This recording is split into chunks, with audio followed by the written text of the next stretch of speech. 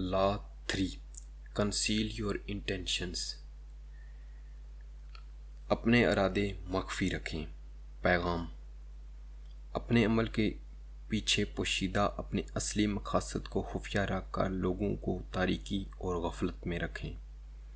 اگر انہیں آپ کے مقاصد کا علم نہیں ہوگا تو وہ اپنے دفاع کی طرف سے غافل ہو جائیں گے. انہیں بہت دور تک غلط راستے پر آگے بڑھنے دیں. انہیں اندازوں اور شکوک و شبہات کی دھند میں اس حد تک لپیٹ دیں کہ جب انہیں احساس ہو تب تک وہ آپ کو نقصان پہنچانے یا ناکام کرنے کے قابل نہ رہیں. کچھ لوگ کھلی کتاب کی طرح ہوتے ہیں. وہ جو کچھ محسوس کرتے ہیں وہی کہتے ہیں اور ہر موقع پر اپنے ارادوں اور منصوبوں کا اعلان کرتے پائے جاتے ہیں. وہ ایسا کئی وجوہات کی بنا پر کرتے ہیں. اول، یہ ایک فطری عمل ہے کہ انسان اپنے بارے میں اور مستقبل کے بارے میں بات کرنا چاہتا ہے. اپنی زبان پر قابو پانا اور اپنے جذبات دبانا مشکل عمل ہے، جبکہ بات کرنا زیادہ آسان ہے.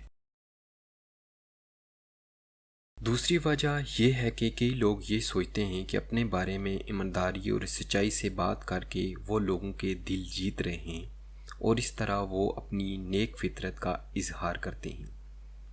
ایسے لوگ بہت بڑے فریب نظر کا شکار ہوتے ہیں.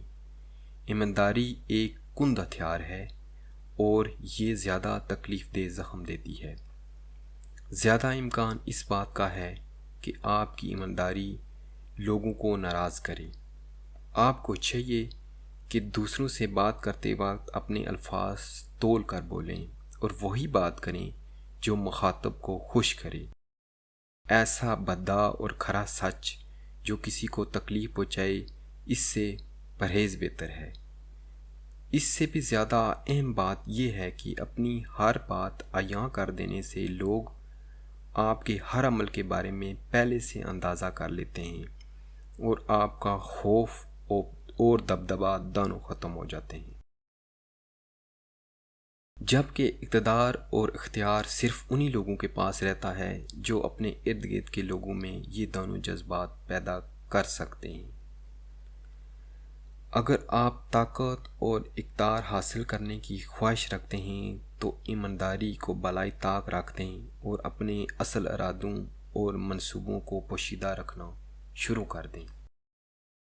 اس فن پر عبور حاصل کرنے سے آپ کو ہمیشہ بالا تر حیثیت حاصل رہے گی. ظاہری رویوں اور شخصیت پر بھروسہ کرنا انسانی فطرت ہے. انسان اپنے سامنے موجود چیزوں پر مسلسل شک کرتے رہنا پسند نہیں کرتا اور ہر وقت ہر شخص کی قول و فعل کے پیچھے چھپی حقیقت کی تلاش میں رہنا انسان کو تھکا دیتا ہے. اسی حقیقت کی بنا پر ہمارے لیے حقیقی ارادوں کو پوشیدہ رکھنا آسان ہو جاتا ہے.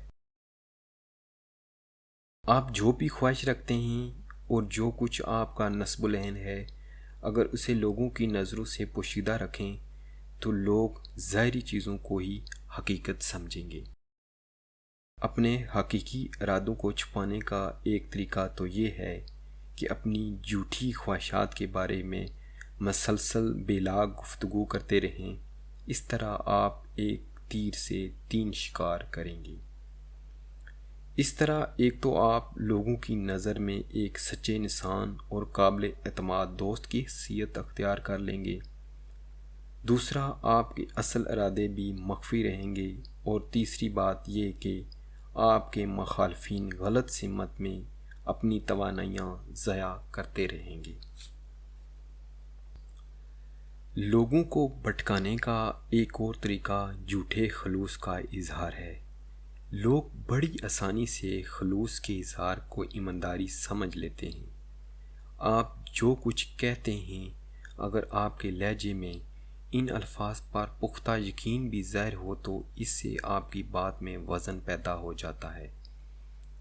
شیکسپیئر کے مشہور المیہ ڈرامہ اوتھیلو میں لیوگو اسی طرف اوتھیلو کو دھوکہ دینے میں کامیاب ہوتا ہے.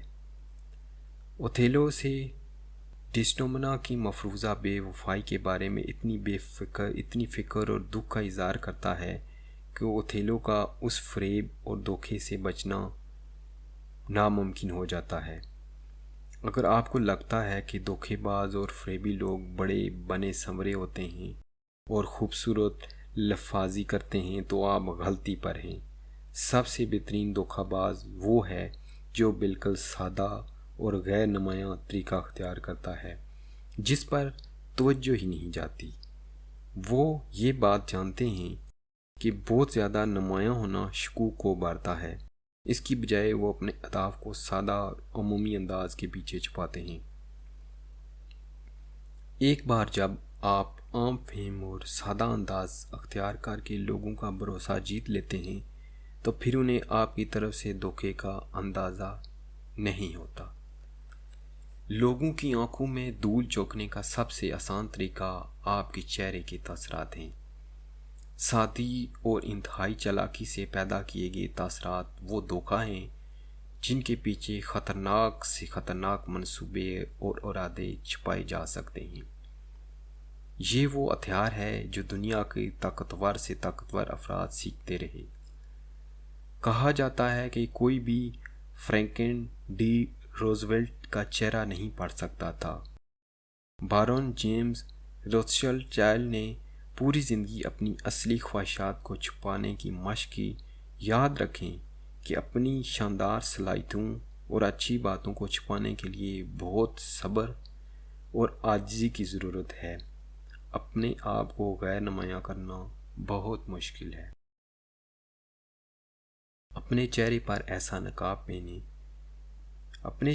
ایسا نقاب پہنے پر مایوس مت ہوں۔ یہ آپ کے بارے میں اندازہ نہ لگا سکنے کا مسئلہ ہے جو لوگوں کو آپ سے متاثر کرتا ہے اور آپ کو ایک طاقتور آدمی کے طور پر پیش کرتا ہے۔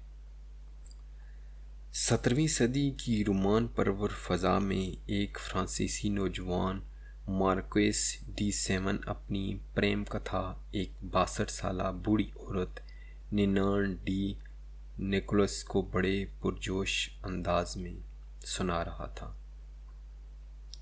مارکوین اعلیٰ خاندان کا چشم و چراغ اور خوبصورت پرکشش جوان تھا، لیکن وہ جس حسینہ سے آنکھیں لڑا بیٹھا تھا وہ اس کی طرف ملتفت نہ ہو رہی تھی۔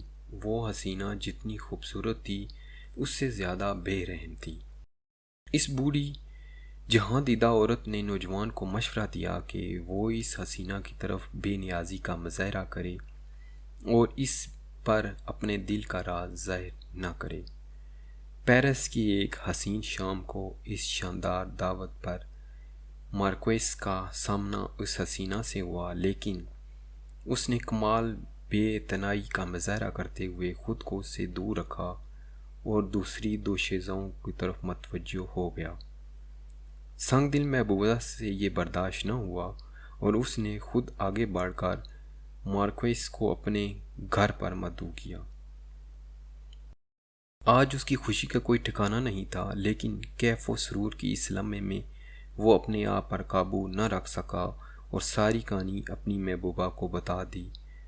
اور جیسے ہی اس نے اپنا راز کھولا، اپنی محبوبہ کی نظروں میں بے وقت ہو گیا۔